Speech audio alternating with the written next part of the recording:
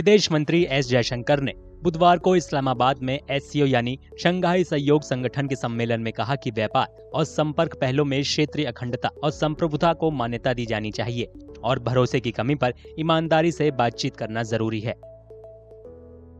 जयशंकर की यह यात्रा 2015 के बाद से किसी भारतीय विदेश मंत्री की पहली पाकिस्तान यात्रा है। उनकी यह यात्रा ऐसे वक्त पर हुई है जब एससीओ के प्रमुख क्षेत्रीय सदस्य चीन और पाकिस्तान के साथ तनाव जारी है। जयशंकर ने संकेत दिया कि अगर सीमा पार गतिविधियां आतंकवाद, उग्रवाद और अलगाववाद पर आधारित होंगी तो भारत की तरफ से व्यापार, एनर्जी फ्लो, कनेक्टिविटी और पीपल टू पीपल एक्सचेंज को साथ साथ बढ़ावा देने की संभावना नहीं है।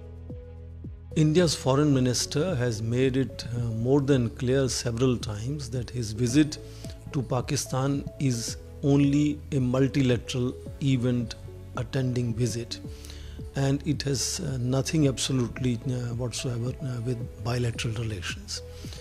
But of course we understand that when Indian foreign minister goes to Pakistan after a long gap of 9 years, and these 9 years have been fairly tough for Indian foreign policy as far as relations with Pakistan are concerned. So I think his visit there after 9 years, particularly given the fact that he is very articulate and he is a trained diplomat, cannot be a non-event. SCO Bharat को मध्य एशियाई देशों के साथ जुड़ने के लिए मंच देता है। ये भारत के ऊर्जा और सुरक्षा हितों के लिए अहम है। एससीओ शिखर सम्मेलन में आतंकवाद और क्षेत्रीय सुरक्षा जैसे अहम मुद्दों पर चर्चा की जाती है। इसमें भारत एससीओ के रीजनल एंटी टेररिस्ट स्ट्रक्चर में अपनी भागीदारी के जरिए चर्चाओं में हिस्सा लेता है। ये रीजन के अंदर आतंकवाद से मिलकर निपटने के लिए भारत के कमिटमेंट को दिखाता है। When he mentions about the three evils, that is separatism, extremism and terrorism, and we know very well that who sponsors terrorism, who is supported in sponsoring terrorism. So without taking name, he has been able to convey that. Then the questions of sovereignty issues that are very important, territorial integrity are very important for every country.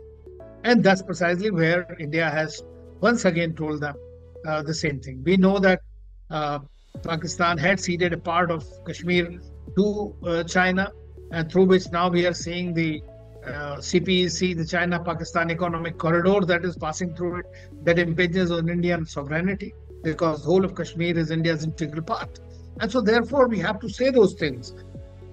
हालांकि SCO एक बहुपक्षीय मंच है, लेकिन इस शिखर सम्मेलन के दौरान भारत-पाकिस्तान संबंधों में कोई अहम बदलाव होने की संभावना नहीं है। एससीओ शिखर सम्मेलन में जयशंकर की भागीदारी क्षेत्रीय सहयोग को लेकर भारत के कमिटमेंट को बताती है, जो मध्य एशियाई देशों और रूस के साथ संबंधों को मजबूत करती है। ये बहुपक्षवाद के लिए भारत के समर्पण और चीन और पाकिस्तान के साथ चुनौतियों के बावजूद ये बहुपक्षवाद के जरिए भारत के लिए समर्पण और चीन और पाकिस्तान के साथ चुनौतियों के बावजूद यूरेशियाई जियोपॉलिटिकल में अपने हितों पर जोर देने की सोच को दिखाता है।